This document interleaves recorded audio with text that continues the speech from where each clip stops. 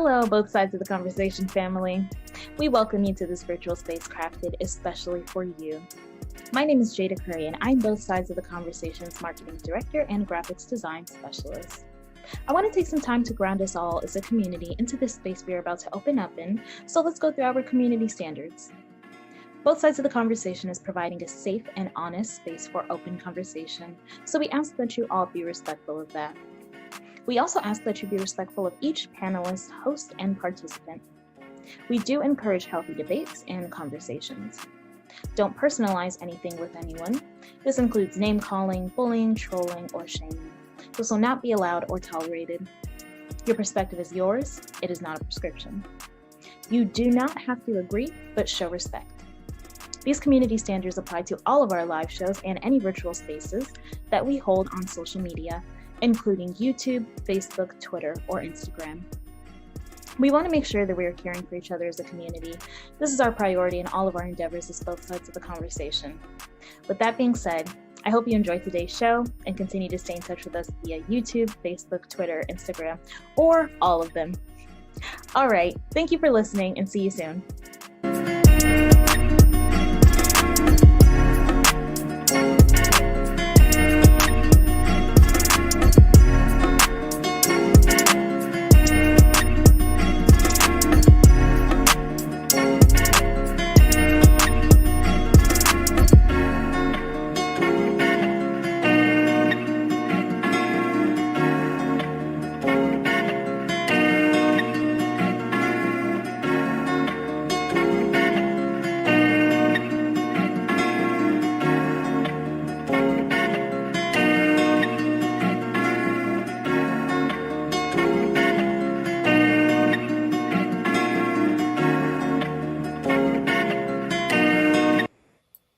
Welcome, everybody, to both sides of the conversation. I'm John Henry, Executive Director. Today is Sunday, so y'all know what that means. We're going to have another Sunday conversation. Today, we're talking about warning the narcissist detected. This should be a great conversation. There's a lot of folks, this narcissism thing, narcissism is just all over the place. People talking about it. We have two phenomenal guests. We have two others that's trying to get in with technical difficulties. So we'll see. We'll get this conversation started. But today, a great conversation and just looking forward to it. First of all, before we get started, I want to give a huge shout out to all the organizations that's just been impacting community over this weekend. There's been a number of events taking place across the Bay Area, and a lot of our communities and families have been impacted and blessed. We had a number of backpack giveaways. We had a number of organizations that's just been doing things to impact community. So first, I want to give out a shout to my brother Bernard Moreau from Youth First. They've been just doing it this summer, getting our young folks all across the Bay Area to different places and field trips, just making sure that our young people have fun as we're wrapping down the summer, getting ready to kick off the school year. And, just want to say shout out to Youth First. They are doing some amazing work. Want to give a shout out to the OMI folks who just continue to push through events. They've been doing community cleanups. So I want to give a shout out to my brother Maurice Rivers to just continue to be grinding, keeping our communities together and just making sure that a community is connected. Phenomenal stuff that they're doing over in the OMI. Also, want to give a huge shout out to Mo Magic Collective Impact for yesterday's backpack giveaway. Over 700 plus families impacted yesterday. And also, Uncle Stank was back out there. So we was happy to be in community with him. And again, it was just lovely to see all of the community folks coming through, getting backpacks, checking out all of the resources was there, free food. I mean, there was a number of things going on that was just happening yesterday. So it was lit up over at Collective Impact.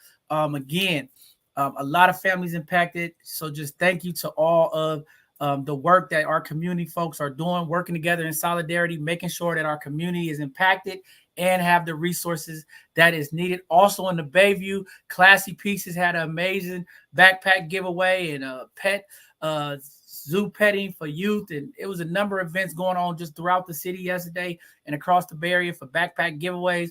A number of events. I couldn't make them all. As y'all know, I've been struggling. I was limping around yesterday trying to get out after my auto accident. I've still been sore, but I was able to get out there a little while yesterday and enjoy the youth and just watch some of the stuff that was going on and community. Also, they had a black party for the Buchanan Mall. So shout out to all of them. My guy Nate Ford was out there. A number of community organizations just making sure that our community have access to services and resources and making sure that our young folks are having a good time. So I just want to say, man, it was great. Nice to see everybody. Happy to see Uncle Stank kind of getting back out in community. And again, great event. What a way to impact our community. Also, yesterday, we were celebrating 35 years of Alive and Free, a phenomenal event with the Omega Boys Club. Dr. Marshall and Jack, a number of my Omega brothers and sisters was out there. And, man, we had a blast out there. And it was nice just to see folks I haven't seen in a while.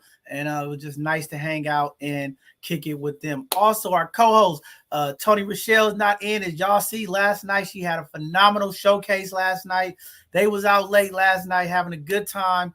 And again, just want to say shout out to Tony, all the work she's doing, all of her talents that she brings to the community, modeling and just acting and just doing the stuff that she was doing. It was a great event last night. And, they did it up again. There's some amazing talent that is coming through the Bay Area.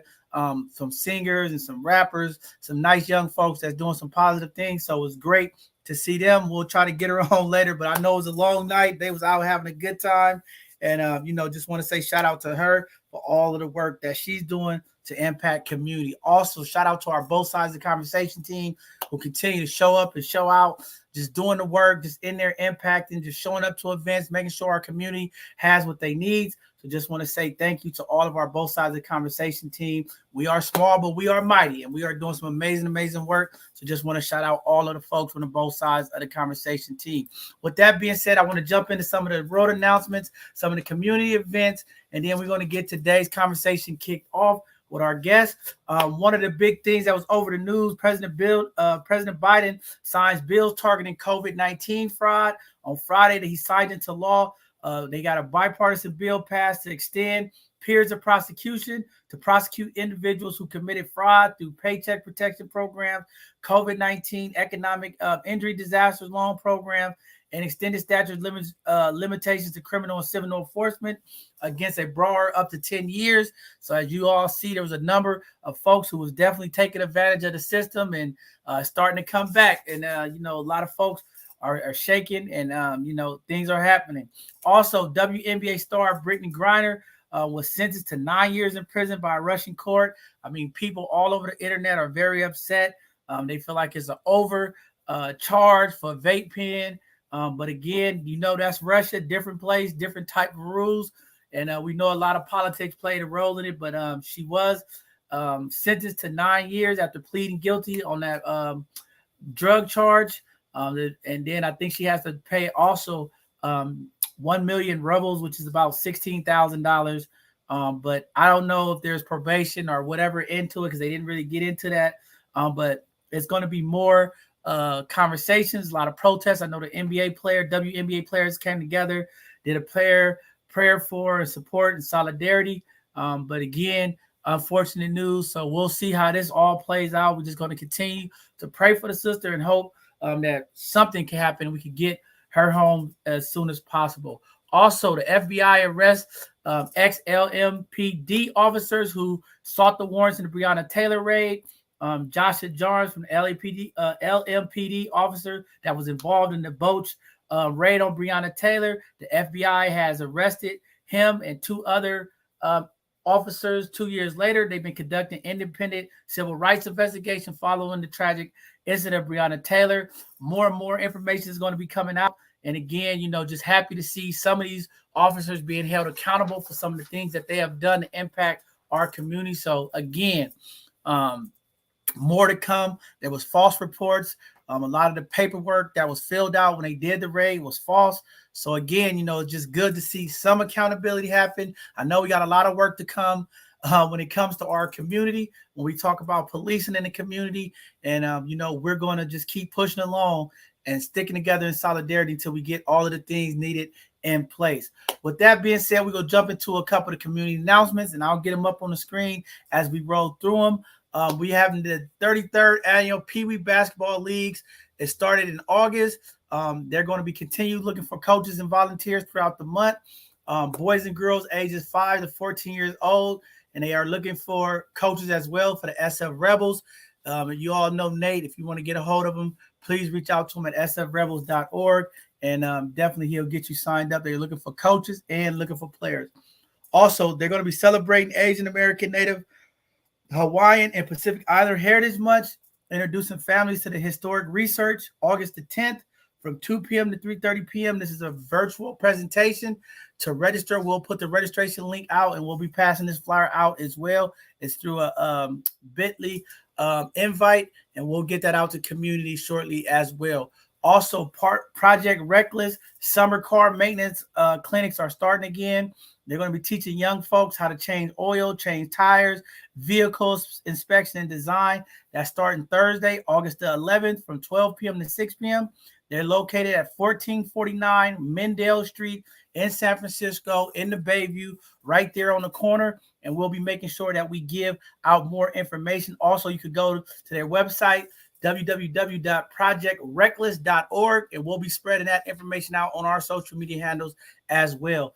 Also, they're going to be having another Friday teen night with food, music, game, trucks, and much more. This Friday, August the 12th, from 5:30 p.m. to 8:30 p.m. It's going to be at Indian Basin Shoreline, right there at Hunters Point Boulevard at Hall Street. You have some young teenage folks that want to get out and have a good time, safe and friendly environment, and enjoy a good time this Friday evening. Please send them out there for that event as well. Also, this Saturday, finally is here. The Invest Black Youth Comedy and Award Show is happening with my brother Renard Monroe and our OMI folks. We are happy to be a part of it. We'll be out there. I'll be limping in pain, but I'll be there to support our youth and watch the comedians that are coming up to do some amazing, amazing work for our community. Also, the Be Magic 19th Annual Backpack Giveaway is happening this Saturday, August the 13th from 11 a.m. to 2 p.m. It's going to be at 155 Jennings Street. We'll get the flyer out to community as well. They're going to be giving out free haircuts, hairdos, books, backpacks, a number of other services and resources that they're going to have. And yeah, we'll be out there as well, both sides of the conversation, supporting that event as well. Also, the MOAD and Art Studio, the Willie Little, is happening Tuesday, August 16th from 4 p.m. You have to go on their website to register. So go to www.moadsf.org. Sign up for the art event if you want to see some cool art that's going on for community. They have some great presentations. Looking forward to being a part of that. Also, the San Francisco Aerial Art Festival is happening August 19th through 21st. It's going to be at the Fort Mason Center for the Arts and Culture. To purchase tickets, go to Eventbrite. This is going to be a great, great event. I've been there one year. This is going to be nice. They always have some great stuff going on back there, but it's going to be out at Fort Mason, and we'll get the information out to community as we get more of the flyers and information from them as well. Also, Black Futures Artists and Residence Program is open, and they're opening right now for new applications. The deadline to apply is August the 26th. And to apply, you have to go to www.zacco.org, ZACCHO.org, and we'll get that information up. They are looking for young folks as well. Also, the Young Black Climate Leaders applications are still being accepted. If you know any young people, Black leaders, young Black leaders, 18 to 28 years old, that would like to be a part of this social justice and climate work that they are doing. They are offering funding with stipends for those young folks, anywhere from $1,500 to $6,500 to support their work on social justice. Great program. We're going to be putting that information out there for community as well. Also, San Francisco Smart Money Coaching. They're doing some confidential free coaching to anyone living and receiving services in San Francisco. To schedule an appointment, 877-256-0073, and we'll get that information out to community as well. Again, people are trying to get our community in a position to become financially empowered and to really change the financial dynamics in the Black community. So again, that should be a great event if you want to learn some financial strategies and things to get out of debt and help build wealth. That's something that you should join. The GoFundMe for Uncle Stank is still up. I know he was out in the community, but again, he is still recovering from his injuries, still dealing with the mental part. We just want to continue to support him through the journey, but it was definitely nice to see him out in community yesterday impact the community, what he always does. But we'll put the GoFundMe and the information up as well. Also, some of the both sides of the conversation announcements coming up. We are still looking for volunteers, folks who got great backgrounds in different areas. We need those folks. We need y'all, for y'all out there that's saying, hey, I want to get involved. I want to do something. I want to impact community. I have a skill set. Reach out to us. And let's see if we can find you something to do to help impact our community. Go to our website, www.bsotc.org. Click under the volunteers portion of it or join our squad, and we'll have somebody reach out to you and see how we can connect you and get you moving with our organization. Also, if you'd like to support us financially, you could choose both sides of the conversation as one of your charitable organizations for the Amazon Smile. No extra cost to you, but every time you purchase something on Amazon, Amazon will donate 0.5% of your sales to our organization to help us support us that way. Please follow us on all of our social media handles at Both Sides of the Conversation. You could join our Facebook group and page, Both Sides of the Conversation. Check out our YouTube, like, subscribe, and turn on alert notifications so you can find out anytime we go live, any of these community events, anything that we're doing out in the community. You'll be able to check us out and see what we're doing. So go to our YouTube channel, Both Sides of the Conversation, and click like and subscribe, and we'll be keeping up with all the latest stuff that's going on in our community. Also, this Tuesday, we have another of our hidden gem shows. These Tuesdays are very impactful. These shows are to help promote Black businesses, uplift positive community leaders that are doing things to impact our community. And again, we're looking for more folks to come on. We want to make sure that all of our Black and brown businesses get highlighted, get spotlighted, so that our community could get out and support each other. With that being said, we got an Educational Thursday presentation that is coming up as well. And we're going to be going on and continuing to look for folks to come on and bless our community with a PowerPoint presentation. I think it is very important that as folks climb the corporate ladder, as folks climb the educational ladder, that they give back. Come teach our community some of those tools and tricks that you've learned to come help out our community. With that being said, enough of me. I've said enough. I gave all of the community announcements and everything. We're going to jump into today's conversation. Again, I just want to give people a little background of what we're talking about. We're talking about narcissism and narcissists. And I'm just going to give you all a little breakdown of what this is. A narcissist is a person who has excessive interest in or a matter. I'm going all over the place now. Hold on. They have a person of excessive interest and admiration of themselves. Narcissists who think the world revolves around them.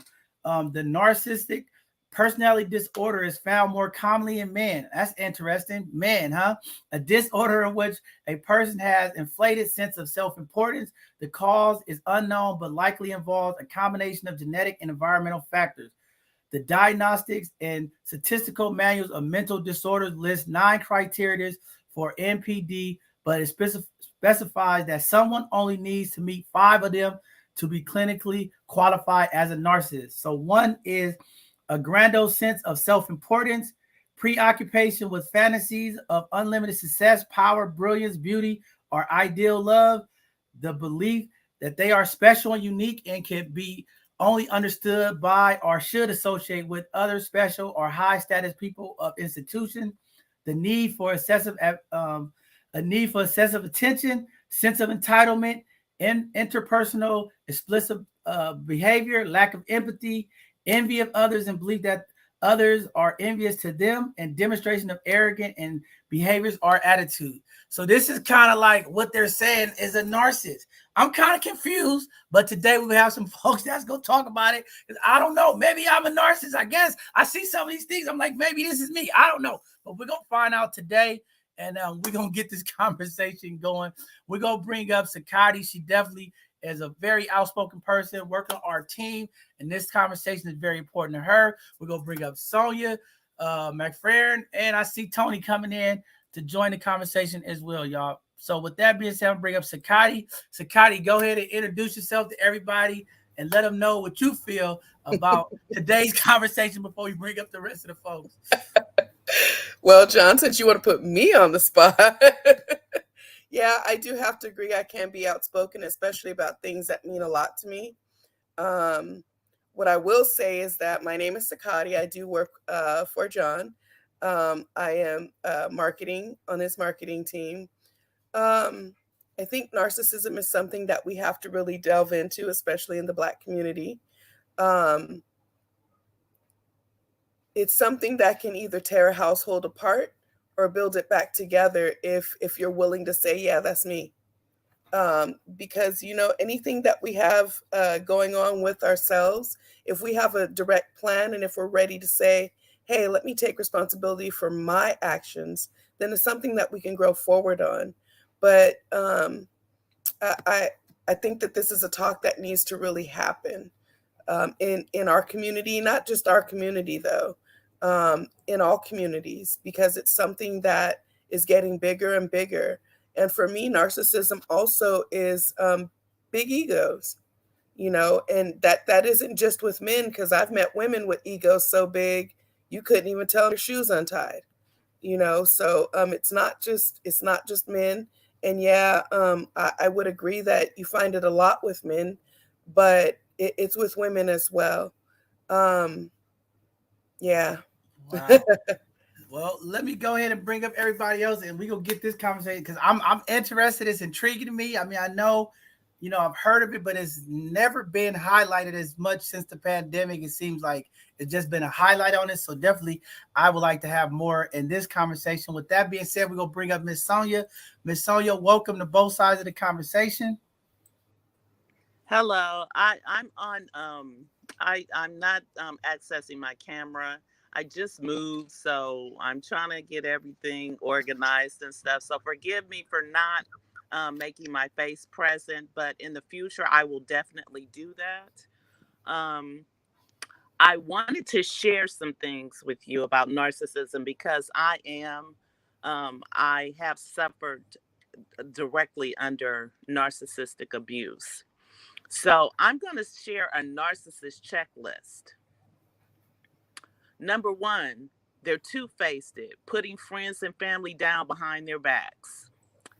Tendency to blame their lack of success and failures on others. Acts different in public than in private. Irresponsible and unreliable. Arrogant acts superior. Lives in a fantasy world which may include porn, flirting, affairs, and dreams of unlimited success and fame. Addicted to fantasy-oriented behavior. Will lie and distort facts and change events to suit their own agenda. Be irresponsible with money. Emotionally distant and unavailable unless they want something. Lack sympathy for others, especially those they exploit. Be very controlling and unable to relax. Regularly provoke people and blame them for the fight. Have trouble admitting their mistakes. That's one list. And so the next I wanted to read is called Narcissistic Abuse Makes You Feel Like You Are Unlovable, like you are not worthy of their time and attention, like there is something innately wrong with you, like you are not attractive enough, like you are going crazy, completely lost and unsure of anything, a chronic, continuous sadness that never seems to subside, full of shame and inadequacy, overwhelmed and out of control, like your heart has been ripped from you completely, disrespected, disregarded, and unimportant, hopeless, helpless, and confused, like a broken person, a devastation you never knew was possible in a relationship, alone because very few people understand narcissistic abuse. Mm. And that hits the nail on the head.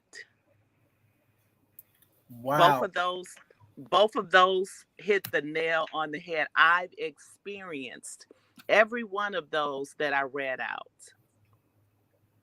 And if you do not get culturally competent therapy, not just therapy, but culturally competent, something that you can therapy that you can relate to, people that you can look at and have some and resonate some things with. If you do not get culturally competent therapy, it's pretty hard to come out of the black hole that you go into. Yeah. Wow, you said so much there. I mean, that sounds like a lot of people I know. I'm kind of confused.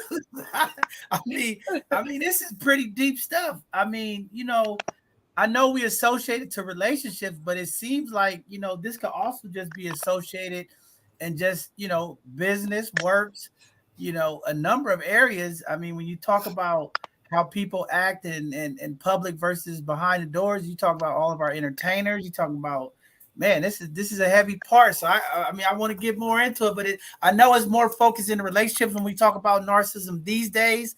A lot of women has projected it, and what they experience in relationships.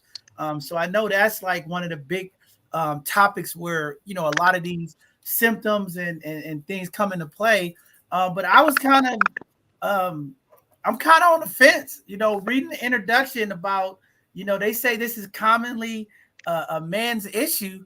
But when you read out all of those list of things, I mean, I could highly see a lot of that fitting into our women out there as well. I'd have to agree with you on that, John. But I think a lot of it comes from the fact that we've had to do things so much so on our own. And I'm not saying that, as I said before, Black men are listed as those who do not take care of their children. However, statistics show that Black men do more taking care of their kids than other men from other cultures.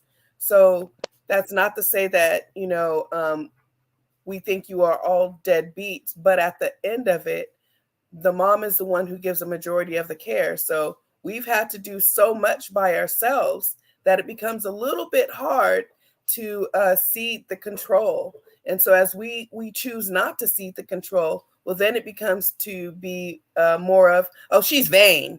Well, no, I'm not vain. I'm convinced that I am a queen. I'm convinced that I have to do this. I'm convinced that I got to pull another queen up because nobody else is going to do it. And then as Black women, if we speak up on something, we're told we're angry, mad, and upset, but our white counterparts are just, what's the word I heard? They're frustrated. So I've been told that Black women are more so narcissistic than any other woman on this earth. And I have a hard time with that. I've had several supervisors that were women, and they were very narcissistic. And for fright of lawsuits, they had to get them counseling and job training so that it wouldn't cost the company money. They didn't care as long as we weren't reporting it. But once, you start involving EEOC and places like that, well, now they want to work on it. With regards to men, and I can speak from my own relationship, I was with somebody for off and on 27 years. And, at the end of the day, when you go back and forth like that, you begin to ask yourself, well, what's wrong with me? And you begin to think that you are the problem. And as I started looking up narcissism, and someone told me, your dude is narcissistic. And it's someone who knew him, that I didn't really have a relationship with, but she was like, your dude is narcissistic. And when I started, doing inventory, I was like, ooh, she ain't never lied. Instead of coming to me and letting me know what's going on, he goes and tells his mother. Well, what he tells his mother is what he wants her to know. But when he comes home, it's something different in my face. He badmouthed me before his friends, but when we're together, it's something altogether different. So he caused a whole cluster of making me a bad person to everyone and not understanding why they didn't want me around. And when I exposed to him, like, this is why they don't want me around. No. Well, another family member decided, let's expose it. Everybody, let's have a family meeting. And he didn't want to do that. Because then he'd have to admit what he said and what he did. Then when it came to the point where I was like, hey, I can't do this anymore, and I was ready to end the relationship, Oh, no, no, no. Now I'm ready to tell you everything that was my fault. I'm ready to say this and that and that and this and that. And, but it wasn't, there was no problems when you were trying to buy houses behind my back and leave me with my butt to the wind. But now, because I'm the one saying, hey, I'm about to leave, you want to correct the situation. So they have to be backed in a corner before they'll change something. And even if I would have said, okay, well, let's work this out, it would have went to the next level because now he has to show me you thought. So it's more like a competition of words and disrespect than it is really trying to get something working and going. So it sounds like, when you speaking of that experience, it sounds more of like a controlling thing. And I guess it goes back to the power and control, a lot of gaslighting, things of that nature. But, it's like, I'm still in this phase where I'm thinking of this and I'm just like, okay, they have this way you could go get checked. But it's like, how do someone develop those skills? Is that something, a learned behavior? Or is it, when they say clinical, to me, I'm thinking like you're born with this impairment that's in you, or this gene that's in you that gives you these traits. How would you explain someone, coming to be this? Is it just learned behavior, or, being around people, or is it our culture or what we see? I mean, how would you all put that up to play? I'm gonna let Sonia answer that one. I would say that it's definitely learned, and usually it's because a person is under the regime of a parent that has, so it's hereditary. It can be hereditary, and usually it starts parentally. Usually it's one of the parents that's a narcissist, and so the child is reared and raised as a narcissist. Not all the children, but one, if it's several of them, one of them is usually a narcissist, just like the parent. So it can definitely be a hereditary trait. And it's a very dangerous trait because they have people second guessing themselves. They have people thinking that they're crazy and that they're mentally unfit, when all along it was them, because they're an emotional vampire. They suck everything out of you. And it doesn't just pertain to men. It does pertain to women too. But usually if the women, if it's shown in the women, which it has been, it's usually because of some regime that they've been under. They've been with a man that was like that. Their parents was like that. It's a reason. It's not just. I think we lost her. Yeah, she'll be back. I think she's been having connection issues. But I mean, I guess until she come back, I want to say, when it's applied to women, it seems like it's more they call it toxic relationships. So when I like really started looking into this narcissism, right, I remember Derek Jackson, the relationship coach. I think that's when it kind of like exploded in a sense. I mean, I think it was already out there, but I think after the Derek Jackson incident, it just kind of exploded, this thing on narcissism. But I'm hearing Sonia with the manipulation part. But the reason why I'm having this trouble, and I think because we tie it to man, and it's more of the control and the manipulation, is where I'm kind of stuck on, right? But when you look at the other traits, I see a lot of them. I'm just saying from social media, I see like these women, right? And this is why I'm like, I'm confused that this is predominantly a man thing. And I'm like, I look at these women on social media, how they self-indulge in themselves. They have these beliefs that they're like greater than everything. And I'm like, how does this? Because I don't really see men doing it. And I guess it's the control and the manipulation part. But when I look at narcissism, I see it more in women. Me personally, I'm not saying that this is the right, but me personally, I see it more as a women thing. I don't know, fellas out there, somebody help me. Come on, get in the chats and let me know what's going on. But I mean, y'all can tell me. I could be wrong. I'm just saying it is not. Go ahead. It is not more. I mean, yeah, you know what? The social media and the internet have created beast. I will put it that way. Um, I mean, everybody has, a lot of people do have this grandiose personality now, because they go to social media and create a lifestyle that they ain't even living, but they want people to think that they're living this way. So that is a trait of narcissism. I agree with what you're saying. I do agree with what you're saying. However, it goes deeper than that. It is a mind effing experience. And that's something I used to say to my ex all the time. You know, why are you mind effing me? You think I don't you're mind effing me? So they use all these play on words. They use they describe you like you are the spit on the sidewalk. And I'm like, well, what? I mean, so what does that say about you?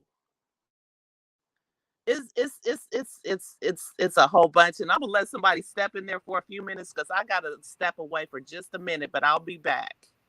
I wait till you come back. But again, from the statistic, this is not John Henry. Okay, this is what we got off our reports. I just have to highlight. I'm gonna let Tony get in there. But again, this is what they said when they diagnosed folks for this disorder from narcissism. And this is all I'm saying. I just gotta think, because I'm just saying I don't see this in men. Now the controlling and the manipulation part, the gaslighting, I can see that from men. But listen, it says the belief they are special and unique and only can be understood or should be associated with other special high status people. Like, you go on social media, and I'm telling you, these women on Instagram, they have these beliefs. They are unique. They're unicorns. You listen to them. They say But it. John, I'm a unicorn. I'm gonna let y'all go. I just have to read this. This is not me. Okay. This is what they say. Need for excessive validation. I mean, you see all of these ladies on social media, they need this validation. They on there doing things to get likes and followers. Not saying that guys don't, but majority of the women are doing this, right? Agreed. Sense of entitlement. You listen to the women, they are entitled to everything. I should be taken here. I should be flown here. I need a high value. All right. It's time to tone it down. But Tony, I think where he's missing it at is women, we're more verbally expressive than men are. And men express it towards their woman. They don't do it on social media. So the classic narcissist is not going to do it for the public to see, because if he does it for the public to see, then you really know who he really is. It's kind of like to me, and I'll say with my relationship, to me, it's like a sociopath. You know, the sociopath come out like he's that guy. He's all good. He's cool. I love my woman, my wife, my queen. And then when you get home, bit, you know, and want to go back and forth. Like, I can remember having arguments, and he knows I suffer with short-term memory loss. So one of the things he'd do was pull up conversations from way back or something that just recently happened. And I can't remember the full gist of the conversation. And he'd use that to say, see, you're a liar. And I'd be like, what? Oh, no. And then later when I remember what happened, nah, you're just making that up. So it's one of those things where everybody that I knew thought he was gentle, kind. Oh, girl, he's always buying you gifts. He loves you so much. And finally, I started telling, he buys gifts when he slept with another woman. He buys gifts when he's yelled, screamed, hollered, or treated me wrong. He buys gifts when he's done things like go on trips with his boys that he told me we don't have money to do with our family. The guilt trip. Yes. He buys gifts after he tells my girls they're fat and need to lose weight. You're going to eat that? That's the worst thing you could do to a female, even a male. Their minds aren't built to take that at that time. So, yeah, they do it in the house, John. They don't make it, known. And a lot of the women that you're discussing, a lot of these females that you were discussing lack self-esteem. If they had self-esteem and thought they were someone, I think it could be the self-esteem thing too, but I also do agree with a little bit of what John said, just a little bit. Oh, I agree. I agree. Yeah, I'm with you, Tony. You know, yeah, we need to be validated. We do need attention. You know, we need to be applauded. Yes, we need all those things. Has it been taken a little bit overboard? Yes. Has it been taken out of context? Yes. And is it all being labeled at the same standard because of social media? Yes. And so as far as the narcissistic comes from, I think that's just around fear. Male, women, black, white, whoever you are. That comes from fear of someone telling you what you are, who you can be, how you do it, like how you was raised. You know, you might have been raised in a household where all you ever heard of is your parents yelling at you.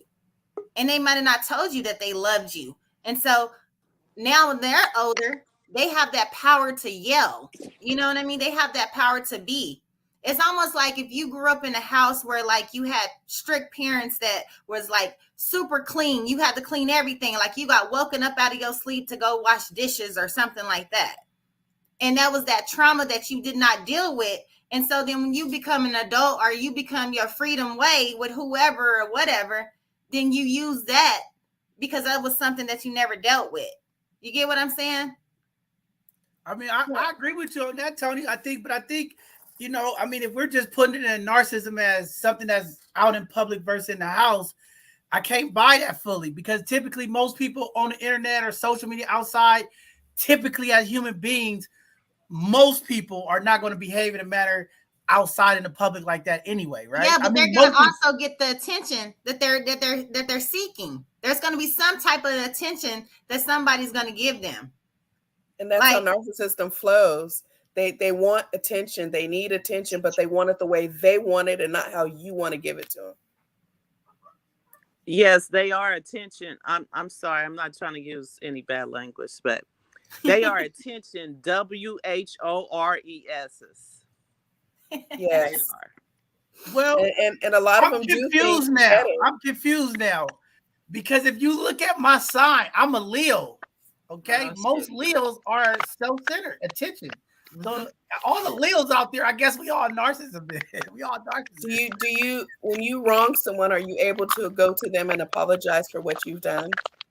Oh yeah, definitely. I could do that. Yeah. So yeah, no, a narcissist will not apologize. They will not apologize. In fact, like I had at one point where we were, you know, like I said before, he said we didn't have money for a trip.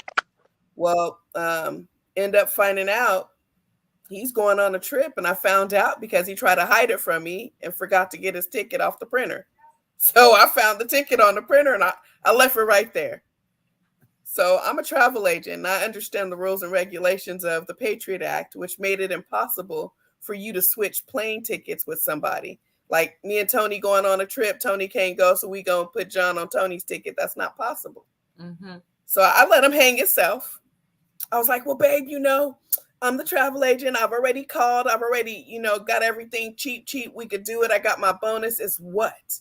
Oh, no, babe. But not knowing, I knew he was going on a trip with his boys.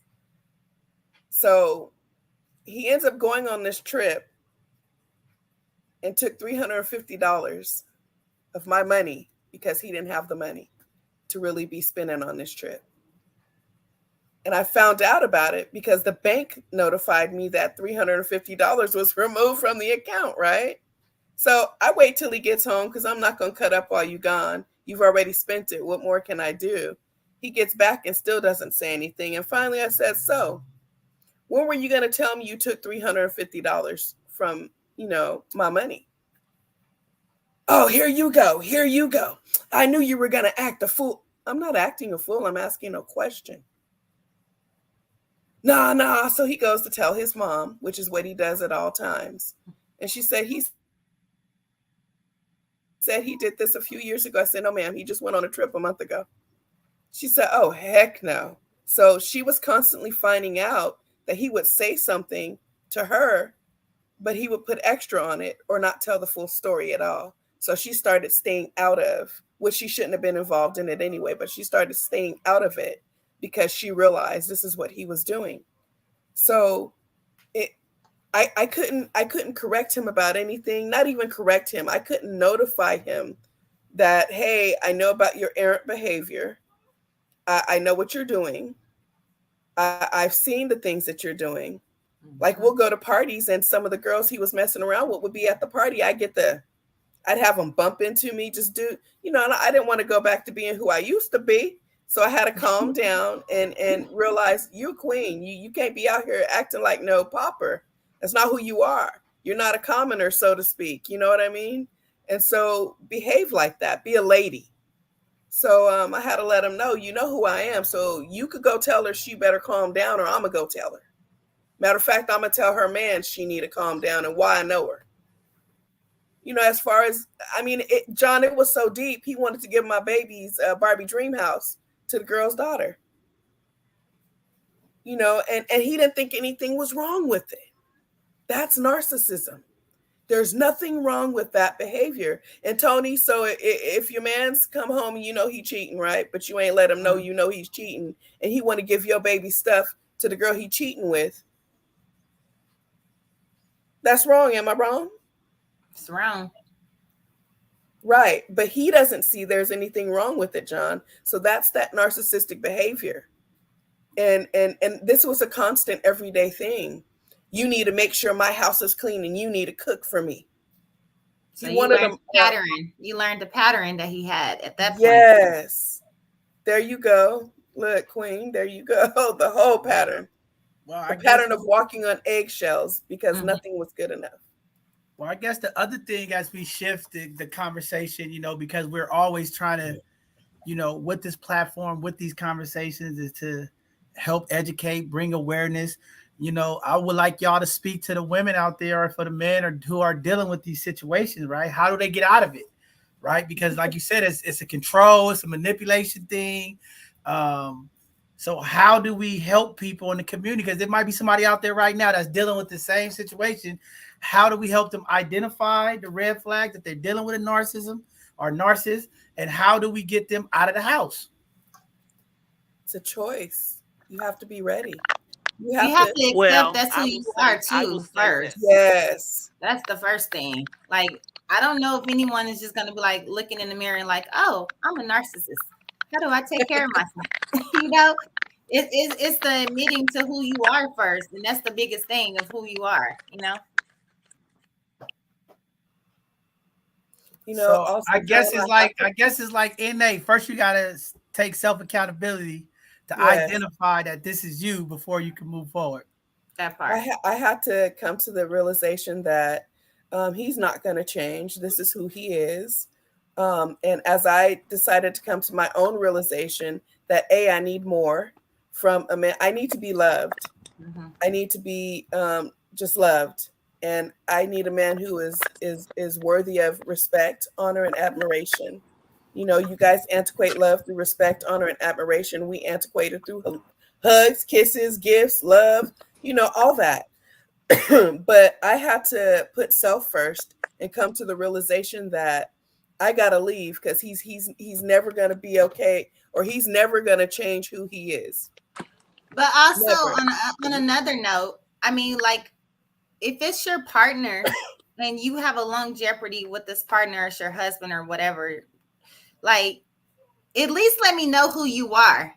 Don't fake who you are. Like, let me know exactly who you are so I could choose to make a choice to be with you, to accept you, and to grow with you and to help you.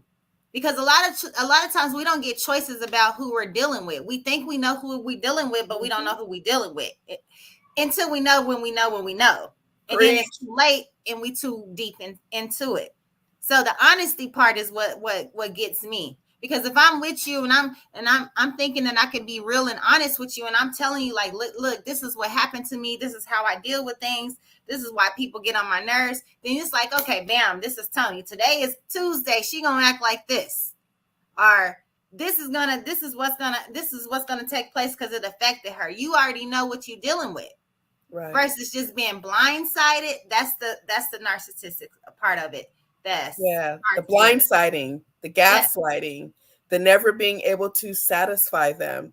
And Not at having some a point, choice. yeah, because they start off whining, dining you, treating you like a lady, um, wanting to be part of your life and helping you get your life. If something's wrong, hey, let me help you with that. Or, hey, doing both, it's give and take. But once they realize they got you, and you're not you're not going anywhere, that's when they flip the script on you and they show you who they really are. By that time, you're so invested in the situation that you're like, what do I do now? So what about the men that cry wolf out there and say they try to leave these narcissistic women and they go crazy? They But say it's they the don't say same stuff. thing. It's the It's the same same thing. Okay, thing. all right. It's the same thing. At some point, you have to put self first. And at some point, you have to say, my self health, my mental health is more important than sticking in a relationship. And a lot of times, people stay in the relationship because they don't want to be uncomfortable. And John, right now in my life, I am so uncomfortable. I'm living paycheck to paycheck. I'm hoping to have everything in order. And then something else happens. But when you live with the narcissist, they stuff is they stuff. You know what I'm saying? He ain't worried about, oh, let's get these bills paid together. Oh, no. This man's making almost 6 figures, right? But here I am trying to hang on, trying to pay my part of everything that I need to pay, on top of buying school clothes, groceries, anything the girls need for their hair, this, that, and the third. Everything else I was responsible for. He comes home from work, don't bother me. I need decompression time. He's ready to jump on his bike and leave on the weekends because he needs me time. But I didn't get those things. And if you ask for it, you're selfish. So you have to come to a realization of, I've had enough. I need to come first for myself so that my kids don't, especially young ladies. So if it's the man who is a narcissist, your daughters don't need to see that, because they don't need to believe that this is how a man will treat you in a relationship and this is what I need to accept. If you are a man with a narcissistic woman, your sons don't need to see that. Your sons need to see, this is how I am supposed to treat my woman, and this is how my woman is supposed to treat me. And so it gives a convoluted sort of direction for young men and young ladies. So we have to, I had to say one day, finally, John, after my child, when she was 15, said, Mom, you need to leave my dad. He's not loving you the way you deserve to be loved. And he's never going to love you the way you deserve to be loved. When a 15-year-old says something like that to you, your light bulb has to come on, and you have to be ready to walk away and do what you need to do, even if it's struggle. And I'm a firm believer that the God I serve is not going to leave me and my kids without food to eat and a roof over our head. So, I mean, I had to do it. It was the hardest thing I ever had to do. Because when I tell you I love that man, I love that man. I love him to this day. I love that man. I won't watch anybody hurt him. I won't allow my kids to disrespect him. But at the end of the day, I had to put me first. For the first time in 27 years, I had to put me first and say, I'm done. Wow. I'm glad you explained that, because you and Tony had me on the edge. I had to start thinking myself and saying, I'm a narcissist. Because sometimes I come home, I'm like, I need to decompress. Don't nobody mess with me. Leave me alone. You know what I'm saying? But I don't know. It's like, I don't know, these little signs, things. I got to do some more self work. But I want Tony to go, and then Sonia, if you want to jump in there, go ahead, Tony.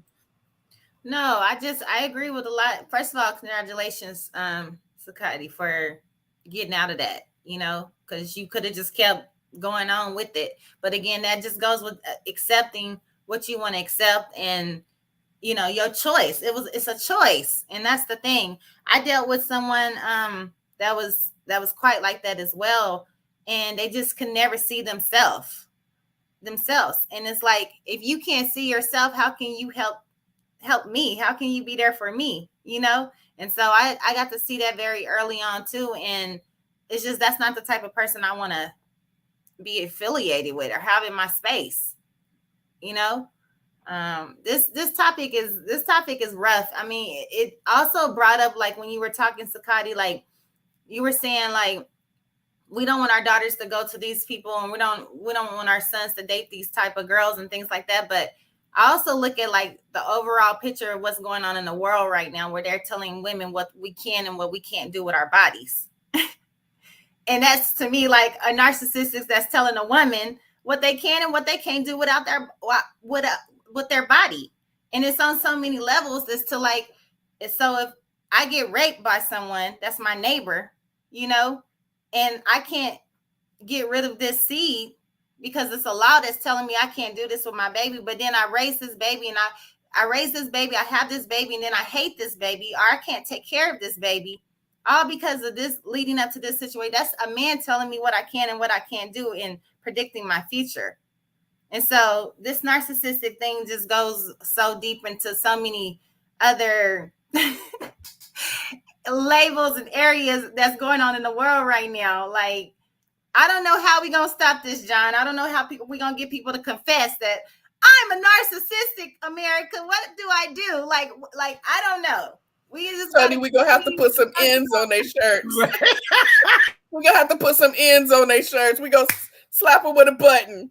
Like, are you a narcissistic? Are you or not? Like, what's going on? Who are you? You know, like, because we can't just put these people in a category and forget about them. We really want to just help these people, including myself, because I know I got a little bit of me in myself too in certain areas. I wouldn't say that's who I am, but I do believe that we all have been there and portrayed that character, you know. But some of us have it way deeper than where we want to be. So I don't know how we're going to help them, but the only thing I can look forward to and think about is just continue working on your mental health and continue working on who you are and what you want to be and how you want to change and manifest it. Set your intentions. Yeah, I think that's what I was trying to say. You know, that's what I was trying to say. Like, if you really look at what's defining a narcissist and this disorder and all of this, like you said, Tony, it's like, I feel like it's a little bit of all of this in us at some point. You get what I'm saying? Like, it's not like you don't have to 100% be that, but it's like anything else. It's like we all kind of flourish in that a little bit in our day-to-day life, just living where we live. And I think you brought up a great point about what's going on in this country, because I mean, all of this stuff, I was thinking the same way. I'm like, man, it's crazy. This is how we really live in. And then it's like, and that's why I was asking Sonia earlier, like, is it genetic? Is it taught behavior? But our country, just by what they're doing, is teaching this to our communities. But Sonia, if you want to jump in there, go ahead. Well, here's the thing. We've all experienced some form of trauma. And trauma is directly related to personality traits. So I think the deeper the trauma, the deeper somebody could fall into a narcissistic category, because the trauma was so deep for them that they never wanted to happen again. So they came up with well-laid plans for themselves, which is unfortunate for those around them. So I'm reading this book called Psychopath Free: Recovering from Emotionally Abusive Relationships with Narcissists, Sociopaths, and Other Toxic People. And I'm just going to read a little bit of this chapter. It's called Spotting Toxic People. Your strengthened intuition is the greatest defense against a manipulative person. It is a skill that can never be exploited, and once learned, it will serve you a lifetime. There are a lot of phenomenal studies on the traits and characteristics of sociopaths. A quick internet search will lead you to them. The red flags in this book are intended to supplement these resources. So what's different about this list? Well, for one, it's especially about relationships, but it's also about you. Each point requires introspection and self-awareness, because if you want to spot a toxic person, you cannot focus entirely on their behavior. That's only half the battle. You must also come to recognize that looming red flags in your own heart. the looming red flags in your own heart. Then you will be ready for anything. Number one, gaslighting and crazy making.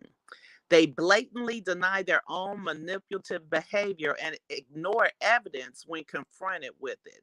They become dismissive and critical if you attempt to disprove their fabrications with facts. Instead of them actually addressing their inappropriate behavior, somehow it always becomes your fault for being sensitive and crazy. Toxic people condition you to believe that the problem isn't the abuse itself, but instead your reactions to their abuse. Number two, cannot put themselves in your shoes or anyone else's for that matter. You find yourself desperately trying to explain how they might feel if you were treating them this way, and they just stare at you blankly. You slowly learn not to communicate your feelings with them because you're usually met with silence or annoyance. The ultimate hypocrite.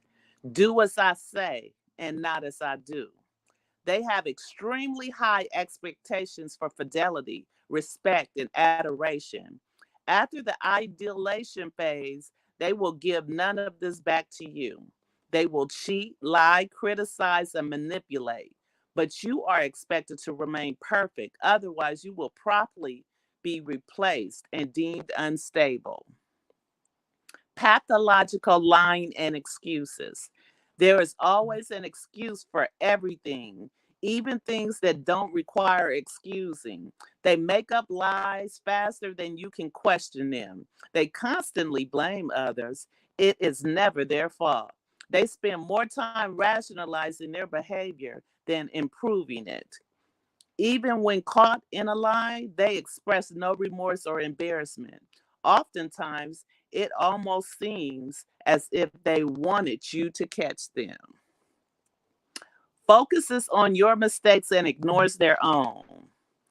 If they're 2 hours late, don't forget that you were once 5 minutes late to your first date. If you point out their inappropriate behavior, they will always be quick to turn the conversation back to you. You might begin to adopt perfectionist qualities, very aware that any mistake can and will be used against you. You find yourself explaining the basic elements of human respect to a full-grown man or woman. Normal people understand fundamental concepts like honesty and kindness. Psychopaths often appear to be childlike and innocent, but don't let this mask fool you. No adult should need to be told how he or she is making another person feel. Selfishness and a crippling thirst for attention. They drain the energy from you and consume your entire life. They demand for adoration. The demand for adoration is insatiable. You thought you were the only one who could make them happy, but now you feel that anyone with a beating pulse could fit that role. However, the truth is, no one can fill the void of a psychopath's soul. Accuses you of feeling emotions that are intentionally provoking. They call you jealous after blatantly flirting with an ex, often done over social networking for an entire world to see. They call you needy after intentionally ignoring you for days on end. They use your manufactured reactions to garner sympathy from other targets, trying to prove how hysterical you become. You probably once considered yourself to be exceptionally easygoing person, but an encounter with a psychopath will temporarily turn that notion upside down. Now, I just got to number 8, okay? That's only number 8, and it is 30 of these traits, okay? And I only got to number 8. That's scary, Miss Sonia. That's scary. Okay, because I'm over here shaking my head like, yep, that too, yep. But that was only 8. That was only number 8. and there's 30 in total. You see me shaking my head too, Tony? Like, and we've most already people discussed it on this platform before I started reading it. It just confirmed everything that's already been spoken. We in trouble, America, if we don't get it together. And I think too, Tony, a lot of the social media is actually it's building narcissists daily. Mm-hmm. With the social media, with the, oh girl, look at me, look at how I look. Look how many followers I got. Look how many people are following me. What? Right. Yeah. So it's creating and breeding narcissism through that, but not on such a level as everything that Sonia has read up to number 8. But I just got to number 8. Yeah. And there's so much more in there. You find yourself playing detective. Who hasn't? Sakata, you talked about playing detective. I was junior CIA, FBI, Secret Service, United States Marshal, State Police, and too much work, Sakati. Too much work. That's why I said I got to stop. You got to go. I got to go. Nobody paying you for that. Yeah. So I think that was some phenomenal traits and some real information for community to get, and then I'm just thinking, like, because we're suffering with relationships in the Black community, our brown community. I mean, so many relationship issues that we're impacted. And when you have like all of those traits that you just ran off of those 8, I mean, how many people could we, friends, family, see in these traits? Are they like passing this on to the next person? So if you're not that narcissist, you get into that relationship, you absorb all of this, and then this behavior is being pushed on to the next relationship that person is in for what they went through, because that trauma part is like the part that we hold on to. We've been impacted, right? And if we don't get the help, we just pass it on to the next person. And I think that happens a lot. I think we need to start in our own communities first. And well, I'll say it this way, in our own households first. We have to start looking for, as Sonia had said earlier, we have to start looking for community cleansing within our own house first, but someone who is culturally in sync with our culture first, and get that healing in our homes.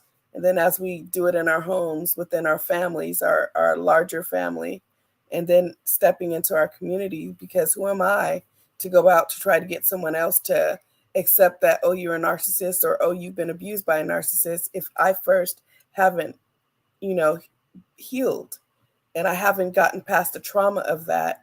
And like, I'm one of them kind of people, you can't tell me you've gotten past the trauma if you're still holding on to what someone did to you. You got to walk forward. If you truly have released the trauma, you're going to start walking forward, and you're going to not forget what was done, in the sense that you want to help other people and you want to be able to recognize what you're seeing. But we also have to make it a point. I'm so cold with it now. If I see a bit of a red flag, it's deuces for me. I don't stick around for nobody. We're done. I blocks.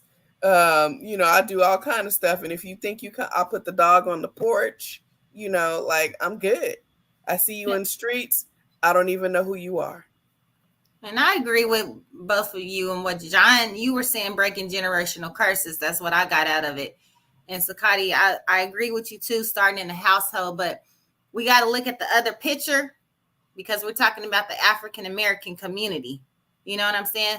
Y'all talking about starting conversations in the household. These might not be safe conversations in the household, because you don't know if the uncle is molesting the niece. You know what I mean? You don't know if the grandpa was really your grandpa. Like, we have to like kind of think it's deeper than just like starting it in the household, because the household may not be legit. You might be staying here because this is what you have to do. And that's the reason, like Miss Sonia was saying earlier when she was reading the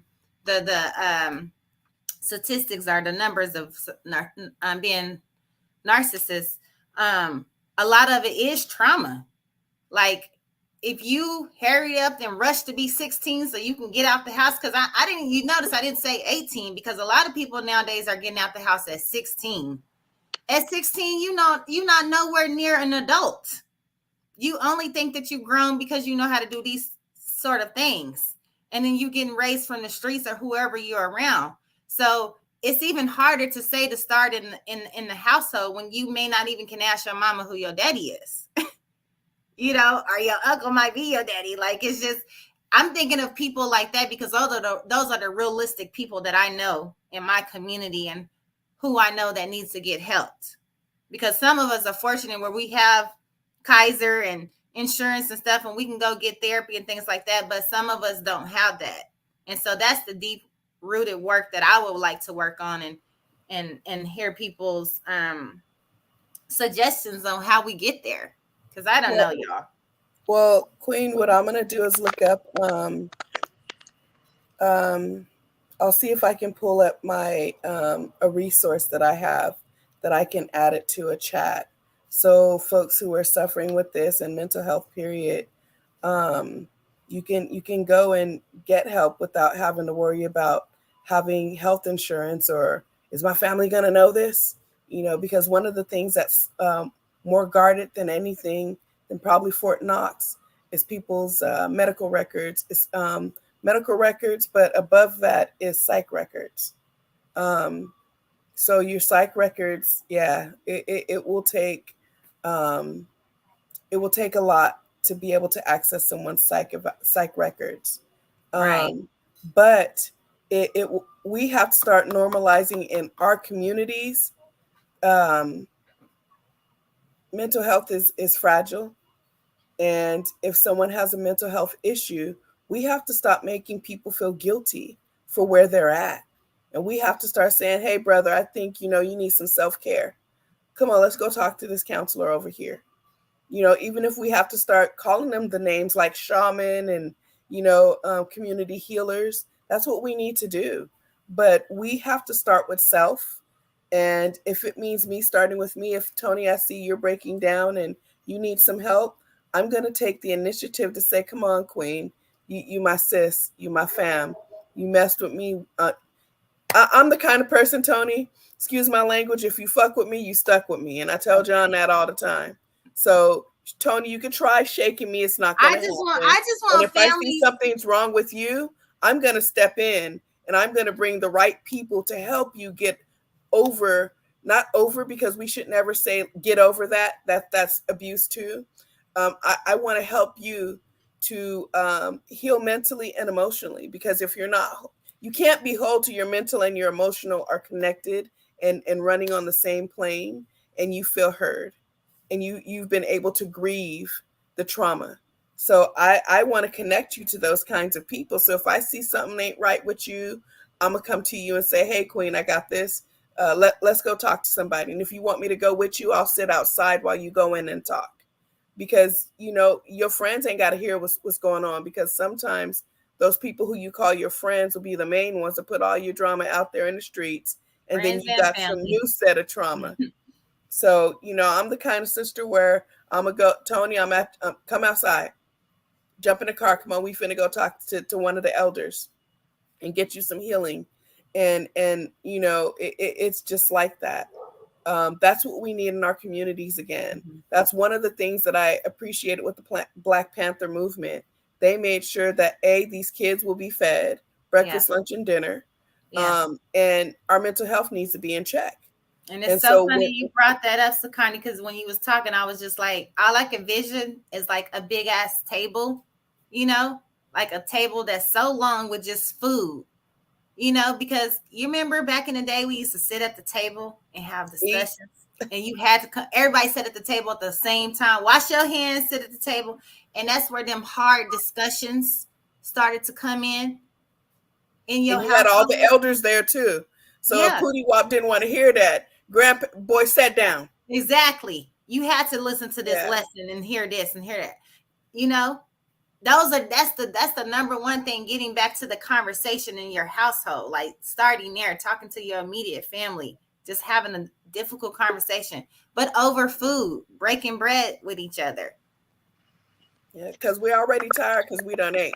Yeah, It ain't gonna be too much. I mean, I definitely just want to say, jump in there and just say that, what Tony said is very powerful. It just makes me think, and that's why it's always good to have, Tony here, because she always think a different perspective. When we're talking about, how do we introduce this to our community? She right. Like, what about the people who are living in these houses, who are dealing with, differences that we might not be able to identify, right? And how do we get them to, how do we get those folks to be open and to come out and speak or seek help is always like something that I'm thinking about. And I think that's just beautiful how you put it, Tony, because it is like sometimes we can't start in the home because it is so much dysfunction in the home. And that's why I always ask community, when we're having these conversations, do this help, right? Like, if we started here to get more people, and I think, this is why I say the power of social media, if we use it the right way, could be so impactful for community, especially in the Black community, because you're right, Tony, there's so much stuff going on in our home that sometimes we can't really have that conversation. Or maybe there is a young teenage person who may be thinking about the things that you said, Tony, but like you said, they don't have nowhere to, express it or know how to get that support and help. And because of this digital receipt where someone could go back and watch this show on the privacy of their home, or listen to the 8 points that Sonia talked about, or what Sakati talked about at a later time in privacy, like that's bringing healing to our community. You get what I'm saying? That's bringing healing to our community. And that's why I believe, through these conversations, through communication, we really can have this healing. And I think like, that's why I always say, Tony, like what you do is so powerful. Sakati, all you are, because again, the influence that you all have is so important, and just the work that you're doing, just, all your talents, so many young women looking up to you. And I think that's why I'm like, man, Tony, you just so amazing and you so powerful. And then the way you connect with those people in the community is how we like change this. And then, Sakati coming from her different, background, and the way she delivers, like all of this is so important, because there is somebody, Tony, that is sitting in the house that is dealing with this, that you get what I'm saying? That's like, oh my God, right? And it might be one of their family members who are predator or abusing them, or like, you know what I'm saying? And they trying to seek that, or just hearing this conversation today just make them like, oh, I'm not tripping, that this is what this is. So I just think it's powerful, Tony. And so that's why I'm saying, like, these conversations great. These are the community conversation starters that lead into a bigger conversation. And then we could break down into those smaller pockets of our individual homes. Well, right now, John, I'm looking what I want to do, and if it's okay with you, maybe I can, at another time, just pull up a bunch of locations where we do healing circles and post them on the website. So that way, if there's someone out there who's hurting and they just need a group of people to heal with, they can connect to the healing circles, because that's what we use in restorative justice. We use healing circles. People coming home from being gone away for, any amount of time. You need to decompress from what you went through in that situation. And then not taking it home with you to your family who's hurt because you were gone. So what I've learned and what helps a lot, even for myself, are healing circles where you're able to just breathe that mess out and breathe back in peace, and as we breathe out the hurt and bring back in peace, we then take peace back home with us, and we breathe that peace back out to everyone around us. So I think that it's important to walk into healing and to stop being embarrassed about what took place in your life and being ready to share, because if you share how you're overcoming, it will help somebody else be like, hey, I could heal too. Well, where'd you go? So, through Time Done, John, there are several hundred resources for healing and mental health. So if you don't mind, I'll give you all of that, and maybe we can put it on the website, and folks can go on there for free. No, definitely. And get that. anytime we can help our community, I'm never gonna say no, whatever it is, and I'm glad you guys talked about these healing circles. At first I didn't really think, how would people be vulnerable? The problem is, as Black folks, we suffer in silence so much, especially Black men. I'm just a believer, since I've been doing this work and really promote mental health and men being vulnerable. Like, we really impact our community greatly when we have these circles. I was telling people a couple of months ago, shout out to Dr. Mo and Rafiki Coalition. They had Dr. Joy DeGruy on there. She's talking about her book about post-traumatic slave syndrome, right? We had a healing circle inside of the live audience, right? Like, I'm talking about, there's like hundreds of people in there. And it was so beautiful because you had women, men really opening up about what they're going through. We had a family who just lost their young person to gun violence. Like, it really started opening up. And then it was like people started crying, talking about their lost loved ones, right? It was like a beautiful thing. Then it turned into like happiness. And then it was like, people was like, I really don't even never speak. And they was like, but I heard all y'all and I saw y'all be vulnerable and cry, and it opened me up to speak. And I think that's what we need. And I think this is where we're trying to go as we move this platform forward. And that's why it's so important for when people come on to see their face, to feel the pain, to talk about these conversations, because it's somebody out there that's watching, somebody that's listening, that's like, I'm going through this. Like, and if this person they're bold enough to do it, then maybe I can say something. And I think we have so much of this in our Black community that people are afraid to tell a testimony, tell a story, because they are worried about what someone's going to say. But if they see us all in this safe space, regardless, and we all open up and like, man, this is what I've been through. Like, I really think we can impact change and really get more people in our community to seek therapy, seek help, and seek ways that we can like really engage our community. I just really believe that. Miss Sonia, you want to jump in there, Miss Sonia? Yeah, give me 1 second. Yes, I do. And I will put that information, Sister Tony, I will put that information for you. I was trying to type it, and then, he called me onto the platform, but I do want to say that it is extremely, extremely important that I started going through life coaching classes. And when I started going through the class, I've always had I've always wanted to help, because I know without a shadow of a doubt that I'm an empath. I'm an emphatic person. I feel strongly. I love hard and strongly. And if God has graced me and blessed me to help, I want to help. And so I got into the classes thinking that I get certified and everything, but it started helping me to heal, and it dropped the scales from my eyes. And the person who was teaching us, she was so awesome. She taught the heck out of that class, and she really listened to each person individually and met you right there where you were. Like, when she started talking to me, and she, of course, I was going through a divorce at that time, and it was an ugly divorce. Y'all remember the movie The Diary of a Mad Black Woman? Well, I was the Diary of the Mad Black Woman, okay? Because he sure did it. He did the fool. And she ain't lying. Yeah, he did the fool.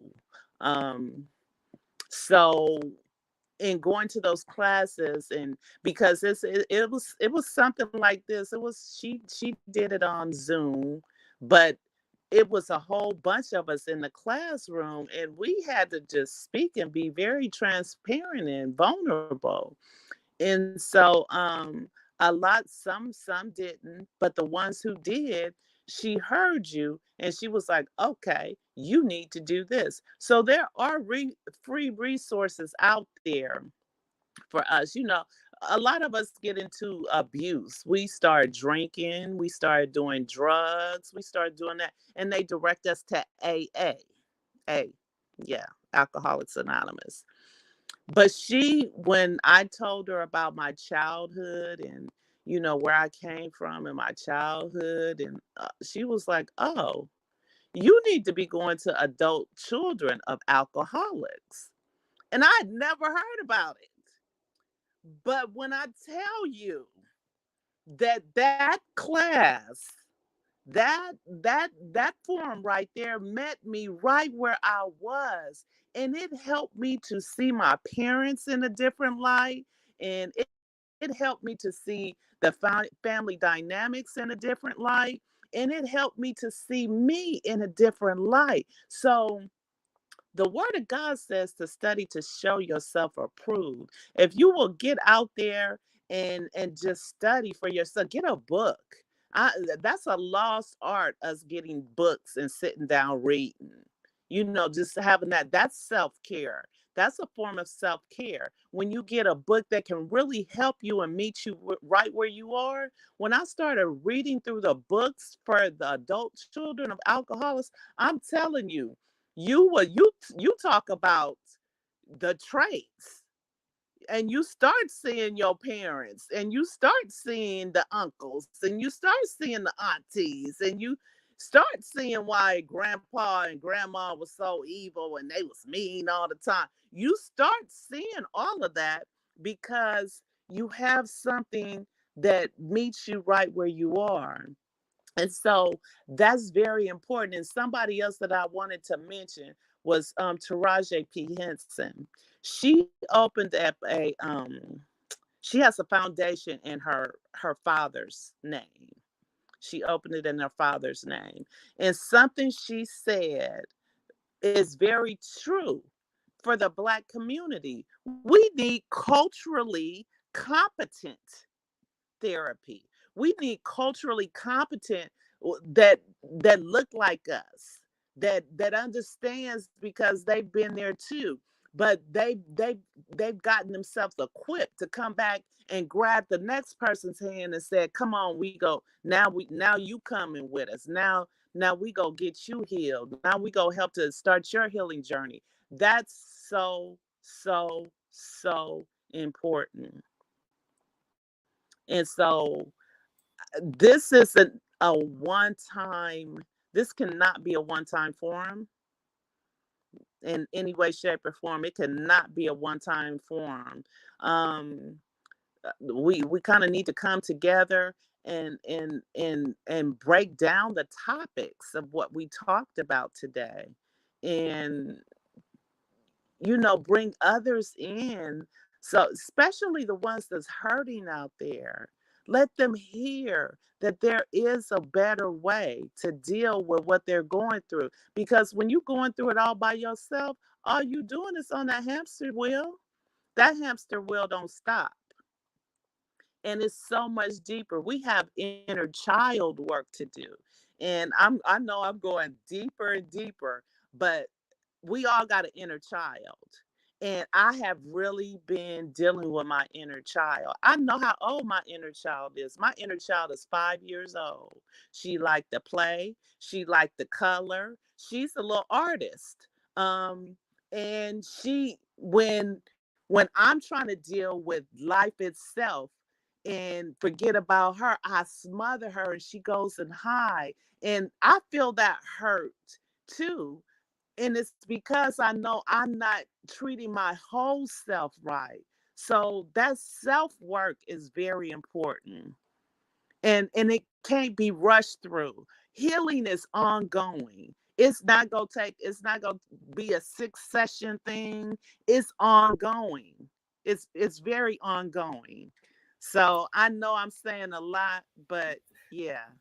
I want to jump in there a couple things, and I'm glad you said that healing is ongoing, because too much in our community, I hear folks saying, "I'm healed. I went to mental health and I'm healed," and I'm like, nobody's ever healed, right? The work continues to happen. So I'm glad you highlighted that, because I think that's something in our community that we really have to do. Because I'm on a lot of different social media sites, and when people are talking, some of these life coaches, like, I'm healed, I did my work, and I'm thinking, like, when you talk about mental health, you talk about day to day, the things that we go through emotionally, spiritually as people. That mental health journey continues to go on and on and on. So I'm glad you highlighted that it's an ongoing thing, because sometimes when we have these different folks who are teaching these courses and doing this mentorship, I hear that a lot, and it's like we have to really change that and refrain from saying I'm healed like it's a complete process, because I really believe that it's an ongoing thing. It's day to day. And I'm glad that you said that. It's very important. But a couple of things I wanted to highlight what you said, because I think we have this in our community too much. Earlier, I heard you say, I love hard. Can you kind of show or just explain what that is? Because I hear this from people in relationships. Oh, I love a man, I love him hard. Or, I really need to understand when we talk about I love a person hard, or I love hard, what does that look like? And then the other thing is when you said meeting people where they are. Too many times in community organization, the work we do when we're out in community, I'm always hearing this. I'm in spaces, our elected official spaces. Everybody's always talking about we need to meet people where they at. What does that look like? Because when I hear people say that, a lot of times it's, oh, well, the community needs to come to my office. They need to come from where they live at to come get these services. So what does that really look like when we say that? Because I hear a lot of people say that we need to meet people where they at, but we're really not meeting people where they at. So how do we fix that? And can you just give me a little bit of your thought process of what you view as meeting people where they at, loving hard, and what does this, some of that stuff look like? Okay. Loving hard means you kind of put your selfish yourself. Okay, I'll give you an example. When I got with my ex-husband, I was in a great place. I was making 6 figures a year as a single mother. And this was what, late 90s, well, mid 90s, single mother, doing my own thing. Here he come. He going through a divorce. He got 2 kids. The ex-wife getting married takes 75% of his paycheck. And here I am. Well, I was like, well, I love you, babe. We gonna work through this together. And you know, I helped him pay and dig himself out of ditches. I helped him raise and rear his children like they were mine. I, even though I knew his mother didn't like me, I still treated her with loving kindness and respect. And I conducted myself well. And I was still taking care of myself. And I was doing that, like Sakati said earlier, they and until they get you right where they want you. See, I was still strong in who I was because I was, a single mother, and I had endured a lot as a young child. My parents left me when I was 5 years old. So I had endured a lot, and I had pulled myself up with the help of my God as I understand him. And he helped me. He put me on a great path. So when you see somebody that needs help, for me, I'll speak for myself. When I see somebody that needs help, there's I think of that crab in the barrel effect. One crab gets so much high, and then the other crabs come and try to pull it down.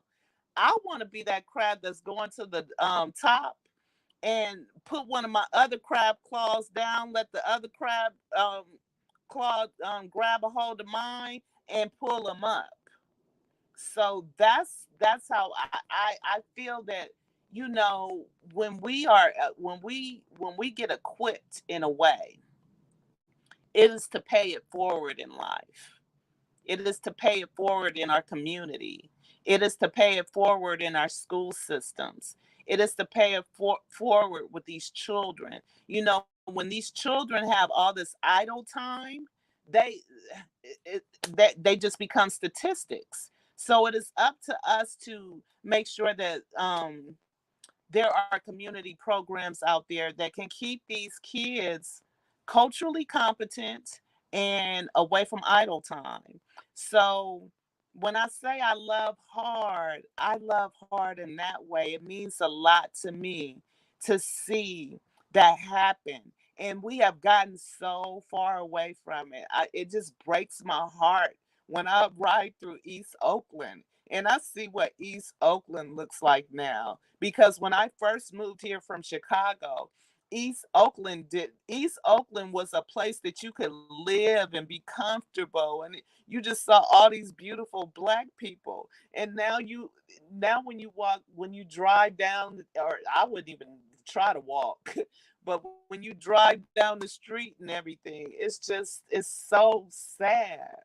So I love hard like that. I'm like, God, continue to keep me strong so that I can be a pillar for you, God.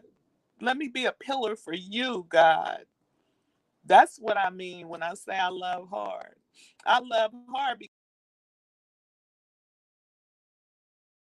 Oh, we lost her. She broke up. That was pretty powerful stuff right there that she was going over. That very, very deep stuff, man. I mean, and a lot of work we got to do. I mean, we are headed in times where, like Tony said, we got to come together and be more stronger. We got to keep ascending. I'll keep using that as Tony. I'm like, I'll be telling everybody to keep ascending. But I'm gonna get. There goes Sonya. We'll get you back up. Go ahead. I just wanted to say I love hard because I have the love of God in me. That's why I love hard, because I have the love of God in me. And what's pressing and important out here in this world is pressing and important to me because, well, I'll say it this way. We're in this world, but we're not of this world. We are peculiar people. We are set apart. We are set apart people. And we have to continue to conduct ourselves as set apart. We are fearfully and wonderfully made in God. And there's no task that is too hard for us, because God says that he that is in you is greater than he that is in this world. So when we understand it from that perspective, we can love hard. We can love hard. And so we do have to go out and to the I when I was going, well, this one church I was going to, I was going out doing midnight ministries, going under the freeways and the bridges, feeding people, clothing people, giving them blankets so they wouldn't be cold. It's time for us to do some stuff like that again. It's time for us to do some stuff like that again. And there's so many resources out there that can help us to do that. So I'm over here crying now, but I can feel you. I can feel your passion, and I just want to say, man, Queen, I really thank you for the insight, the love that you poured in today. Because these conversations makes me emotional. This is why I get passionate about the work that I do, because I understand that impact and how we do so much. And sometimes, the work we do, we don't even understand the people that we impact. And that's why I always like just give big ups and props and praises to people that do stuff that impact other people. And that's why, like Tony, you here, Sakati, like y'all just don't understand that, the work that you all do is so impactful. And y'all just don't even understand the people that be watching y'all. And like, what I'm saying? Like the phone calls. I mean, just yesterday, Tony, yesterday, Uncle Stank was just like seeing you and you embracing. He just like, man, it just feels good to get all that love from the community. You get what I'm saying? So sometimes it's not always, in the Black community, we think the only way we impact people is through monetary stuff or financial. But just having you there talking to Uncle Stank was like, he was just like, man, like everybody just embracing them, bringing them love. And like, that's what we need. You know what I mean? Because we all deal with our own stuff. And as men, we always try to hold up and be strong and be our egos. But yesterday, just seeing all that, he was like, man, it was just good to just see your team. And like, he put a big old thing about our team and just how we impacted him. You get what I'm saying? And that was beautiful, man. And that's why I say, like, Tony, your spirit, your energy, how you move is just so contagious, and the impact. Same thing with Sakati. Me and Sakati, we was out there having a conversation with my sister Tyla and them. We was out there for like an hour. I was late to Tony's show because we was out there talking, and we gonna get them on the show. So shout out to my sister Tyla and all those amazing sisters that was at the picnic yesterday. We was talking at the end. powerful conversation. Again, talking more about trauma, relationships, bringing our communities. Like, so there is a lot of people that's working together trying to figure out how to bring our community together, how to bring true healing, how to bring some solidarity in our community. And again, you know, how do we break out the gender wars, males against females, you know, light skin versus dark skin? But how do we just figure out a way? And shout out to Dr. Marshall saying, how do we just figure out how do we agree? You know what I'm saying? And that was real. And Sakati had some very powerful points yesterday in that conversation that I thought was just amazing. And I can't wait to get those sisters to come on. They was excited. They said, hey, let's have a conversation on it. And I think we're going to start these relationship conversations when I get back from vacation, because people have been inboxing me about the relationship. We can't get a lot of people to show up for these conversations, but when it comes to relationship, we get overwhelmed with people who want to be a part of them. So I'm looking forward to, I think we're just going to do like a 3-part series, and it could go from just relationships to trauma, different things, you know what I mean? Because relationships go so many different ways. But I think that it's important that we're going to have that, and we're going to do that. And again, I think it's that time. Like, I just feel like we're going into the winter months. We're going with times going back an hour.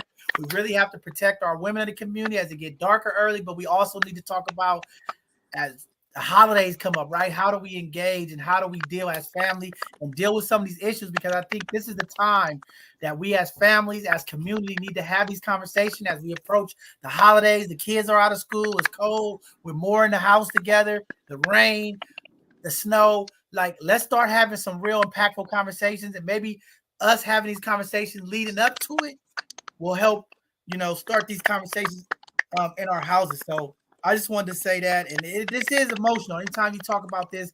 But again, this just make me feel like there's still work that I have to do as an individual.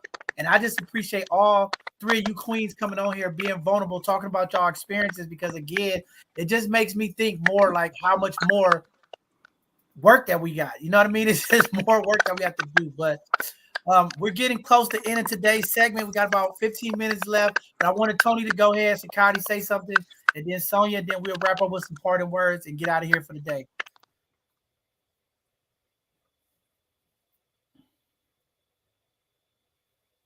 I can't hear you, Tony. I don't know if your mic, we can't hear you. Can y'all hear me? Okay. Oh, okay. Hey, community.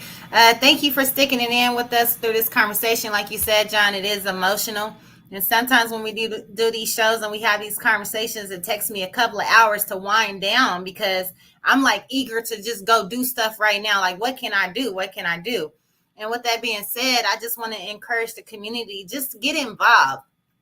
I know this work is not going to make you $1,000. It may not even make you famous. But one thing that Miss Sonia said is it will bless you. It's paid in forward. And not only that, it's an obligation for us to give back to our community of what people need. And so, Miss Sonia, thank you so much for coming on and reminding us that, you know, healing is a process, and it's not something that's going to happen overnight, because I even had to check myself when you were speaking. There was things that you were saying that was resonating to me. And I'm like, okay, yes, it is okay to be hurting. It is okay that you have trauma, but you can deal with the trauma. And just you speaking and reminding us of, like, we're going to be good because God got our back. You know, like, you brought God into the equation. You was bringing them scriptures that's very familiar that grandma used to say. And I was thinking about my own grandmother when you were saying it, because that was something that she would always say. But then I started to get sad again when you were speaking, because I'm like, so many of us don't have grandmothers and grandparents around like it was when we were younger, that gave us that extra strength, that extra, like, strongness or something. Like, just the power of my grandmother's hand. We call her Big Mama because she was 6'2". And I used to have the worst cramps. Her just touching me, and I couldn't swallow a pill, you guys. So she would just touch me, and just the touch of her touching me gave me healing. And I was just thinking, like, it's just those little bit of pieces of things that's missing in our community. So I'm going to say it again. Let's get to the table. Let's break bread with one another. Let's start with conversations. And y'all, it's okay if you're not okay, but we're going to start here and have each other's back. That's what I want to say. And you already know what I'm going to say. Keep ascending through it all. Together, we can do it together. Exactly. And y'all see the book up there that Miss Sonia was talking about. Please go check out this book if you want to know a little bit more, some of those 8 steps that she was talking about. That's the book information. We'll run it across the screen for a while here. And as we start closing out today's show, check out the book. Maybe you need it. Maybe you and your lady friends can have it.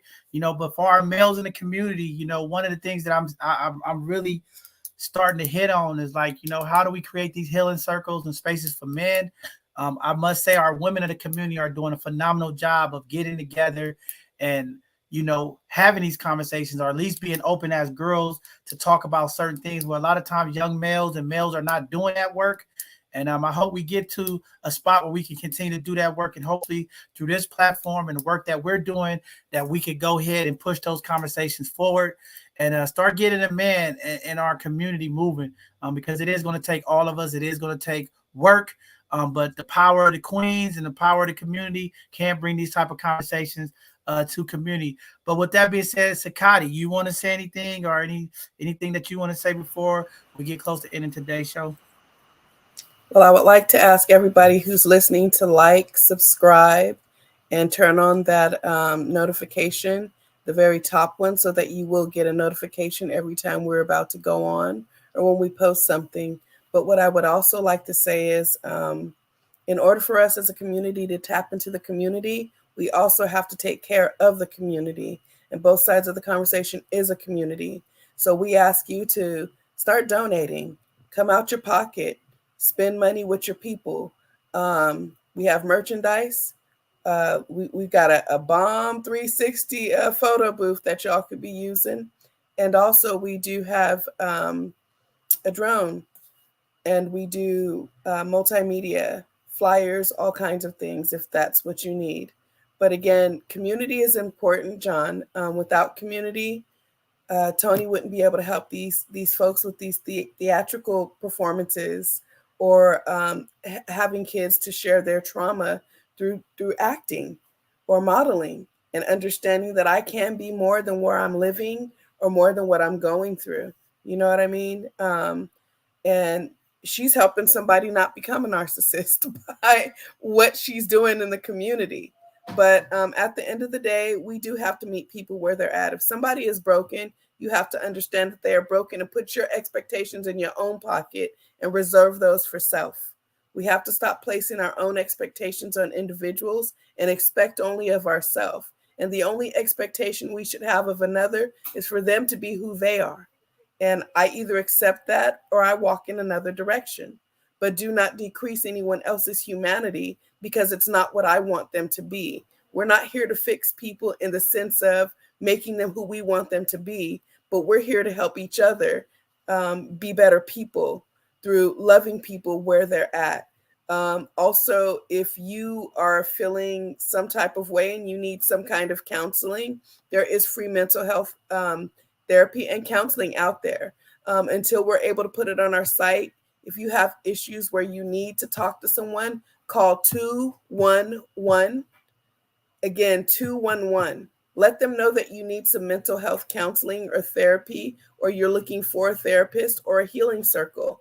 They have the resources for your county that you're in, preferably calling from a landline. And if you call from your cell phone, just let them know what county you live in or the county that you're nearest to, so that you can go and get the help that you need. There is so much free help out here, but we just don't know where to look for it at. And if you can't wait for 211, or if they don't have what you need, go on and Google mental health support, or Google free therapy sessions. There's a lot of them out there. I've used them.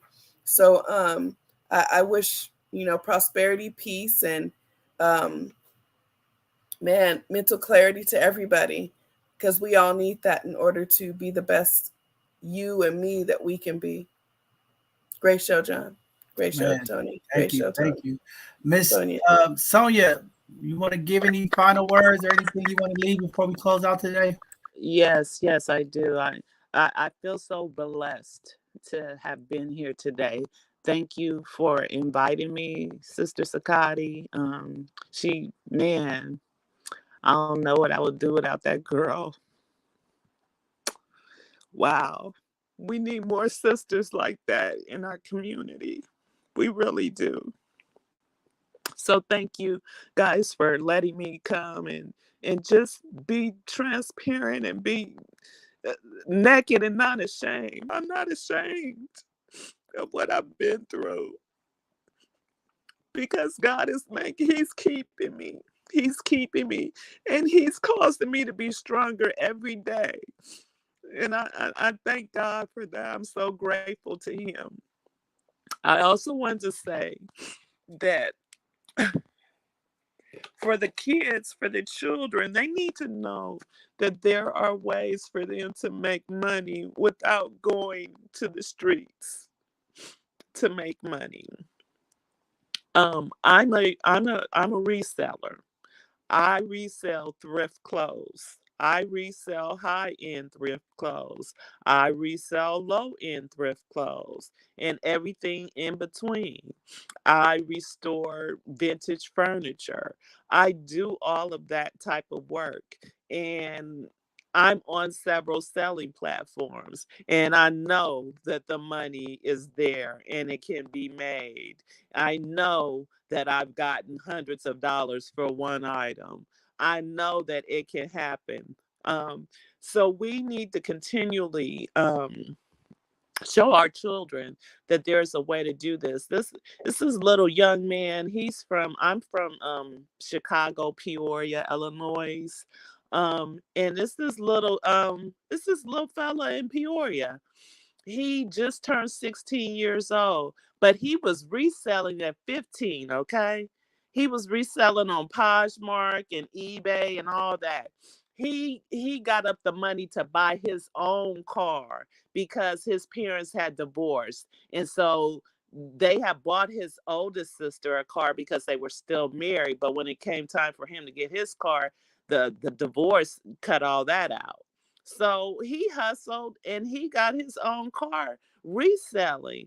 And honey, let me tell you, he ain't, that boy is bad. And there's a new site out called Whatnot where we can go on live and sell our stuff. Like it's like the home shopping network for common people. And people are making tons of money on there. So it's so much information that needs to be given out to our community because we as a people, we've always had vision. We've always had artistic vision. We've always had style and flair. They want to look like us. They want to be like us, but they don't want to be us. But they see the flavor that we have in us. So there's a lot of flavor in the community.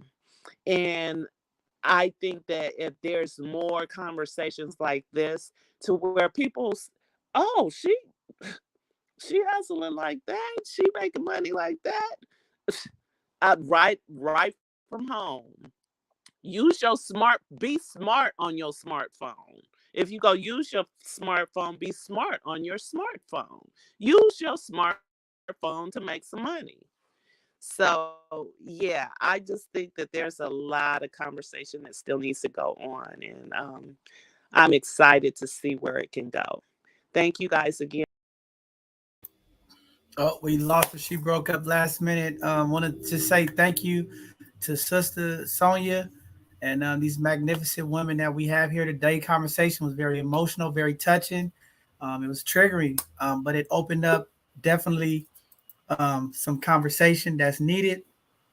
And Miss Sonia, I just want to say you are part of the Both Sides of the Conversation family. You know, anytime you want to come back, or if you know someone that want to do an educational presentation on mental health or anything, they have a PowerPoint presentation, we welcome them to come on our Thursday educational show. If you know any phenomenal women or men in the community that are doing things to impact the community, please nominate them for our Hidden Gem show.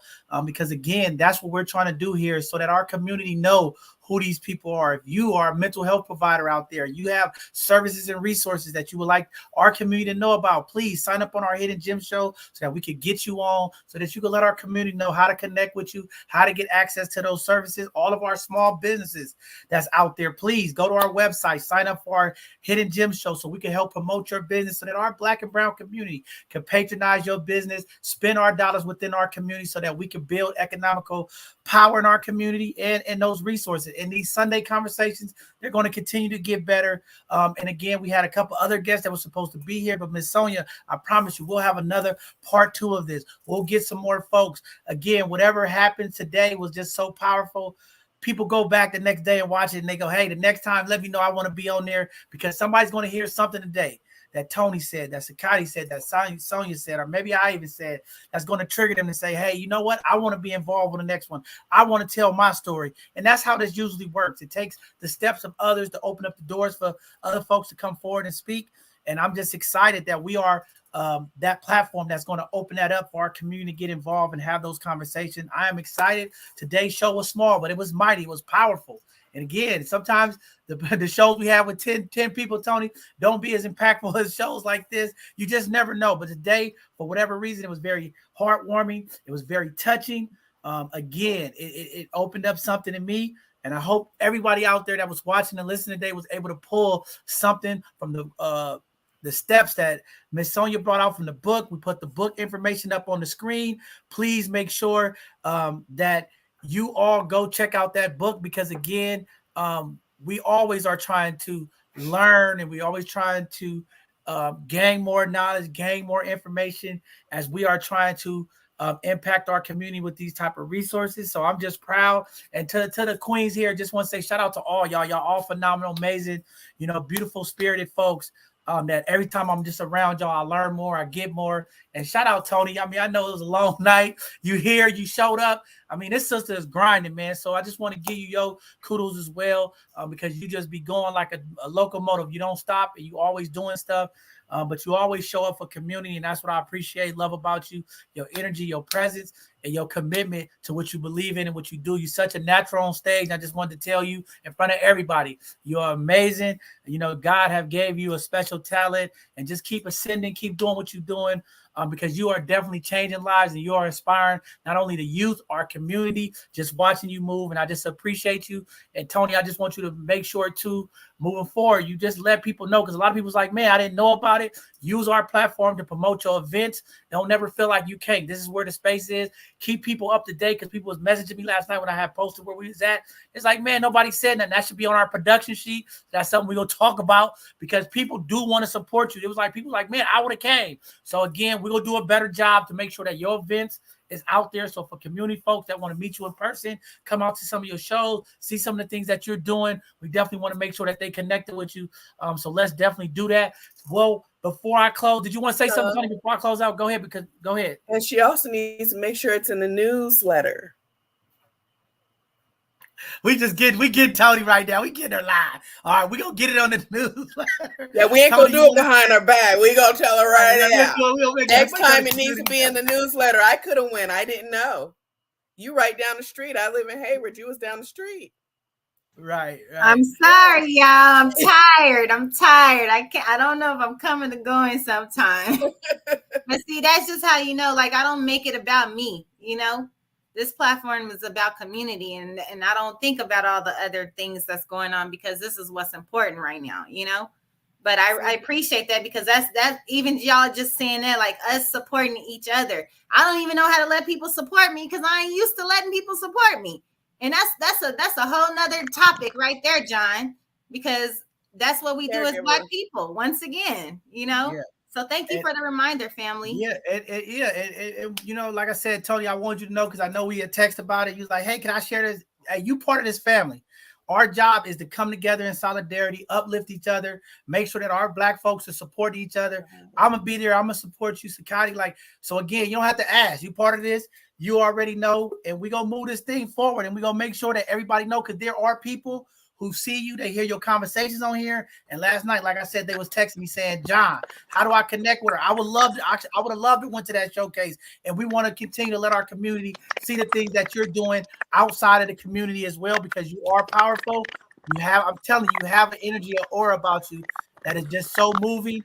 And I know young women that are aspiring and ascending, trying to do what you're doing, would love to connect with you. And we're going to keep putting that out there. So with that being said, my call to action today, before we wrap up today's show, is family, community, Black man, Black women, brown man, brown woman. Let's come together. Let's start having these conversations. Let's deal with the trauma. If you are dealing with a narcissist, are you dealing with somebody that you feel is skeptical? Please have the conversation, read the book, reach out to somebody phenomenal, talk to them, find out how we can support, find out the things you need to know to remove yourself so you can have a healthy relationship, a healthy family. You know, toxicity in our communities is just heavy, and we got to kill these toxic relationships, these toxic upbringings, these toxic things that we pass on generationally. And it only starts by us being vulnerable, being open. So I would just say to our community, let's be more transparent. Let's be more open. Let's be more vulnerable. Our young people need to hear our truth, our mistakes, the things we've been through, so that they don't follow down the same path that we have went through. And the call to action is it's going to take time for us, but we have to start doing it. We're going to continue here on this platform to continue these conversations, do the things that we need to do so that these conversations happen. And that's our job. That is the job of this Sunday conversation, is to tackle the taboo conversations, tackle the stigma conversations, so that we can start opening up and dialogue in our community, so people feel comfortable to be vulnerable, to talk about the things that sometimes is pain, trauma, PTSD, so that we can heal. We don't want to have a community of folks that are still in pain, that are still dealing with trauma, still holding on to baggage and things that have impacted them for many, many years. It is all love. We are family. You are family. This is our community together. If we work together, we can heal and move this community forward. It's going to take work. It is not an overnight fix. Okay. It's going to take time. It's going to take healing. It's going to take patience. All above is going to take love, humility, compassion, and humility to get to where we need to be as a community. So again, I thank you all for tuning in. Please share this with the community. Start the conversation. Again, this is what we do here. Thank you, Tony. Thank you, Sakati, for being here today. And again, thank you, community, for tuning in. Please go to 211. If you can't talk to us, call 211 and talk to somebody. If you're dealing with any anxiety, depression, or anything, or maybe you're dealing with a narcissist right now and you just need to get something off your chest, we would prefer you open up and have a conversation, dialogue with someone that can help you, rather than sit there and suffer in silence and pain. With that being said, we love you all. We hope to see you for our next live show this Tuesday at 7 p.m. for our Hidden Gem segment. If you know a small Black business, if you know someone in the community that's impacting our community, have them sign up. Sign them up nominate them as a Hidden Gem, so we can find out about their business, so we can share it with our community as well if they're doing positive things to impact our community. And again, I'll be on vacation next week. The ladies of both sides of the conversation is going to be holding it down. I'm going to be putting heavy weight on Tony and Sakati and all of them to hold down the show. But they're going to be having a great conversation for ladies. We'll be getting that flyer and that information out. But all next week, from the 15th through the 22nd, 23rd, I'll be out. They'll be hosting all of the Hidden Gem shows, the Educational Thursdays, and the Sunday Conversation. And I know they're going to do a phenomenal job. I always mess with them, but they're going to do a phenomenal job. And I just hope that you all continue to support us, continue to uplift us as we continue to support and uplift all of our community. With that being said, enjoy the rest of your day. Tony, get some rest. Love y'all. I'm in pain. I'm going to take some pain meds and go to sleep. I love happy y'all. Birthday, we'll John, see y'all because you on our won't next be one. here for us to tell you happy birthday. I want to say to you, King, happy birthday. I'm thankful that the Lord has blessed us with another year for you to have life. I pray that you have many more years to come. I pray that this coming year will be filled with so much success that you're going to have to have an assistant for your assistant and that assistant.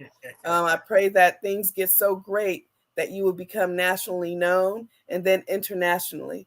But most of all, I pray that everything for you, because of the heart that you have, brother, the mind that you have, and the foresight that you have, that you too receive back what you've given 100-fold, King. Oh, thank you very much, man. Most blessings. Yeah. Thank you, Sakati. So happy birthday, brother! Yes, I'm going to enjoy it. All right, Happy everybody. blessed day, brother. Happy blessed day. Thank you very much to all my Leos out there that's enjoying their days every day. Much love to y'all. You know, we are a hard group of folks to just embrace sometimes, but to Leos, all my Leo kings and queens out there, enjoy. Have a blessed evening, everybody, and we'll see you all for our next live segment. Peace and love and all power to the people. Y'all know we love the people. See y'all soon.